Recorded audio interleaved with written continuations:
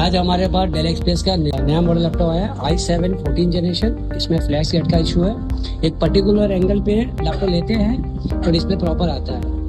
बस जैसे आप फ्लैप ओपन करेंगे डिस्प्ले आना बंद हो जाता है। इसमें एक फ्लैश ये होता है फ्लैक्स केबल। पहले क्या होते थे, वायरिंग वाले केबल आते थे, अभी स्ट्रिप वाले केबल आते हैं तो एक पर्टिकुलर टाइम के बाद वो ब्रेक हो जाते हैं। जैसे एप्पल में आपने देखा होगा 1707 170, जैसे डेल ने भी प्रिपेयर किया है।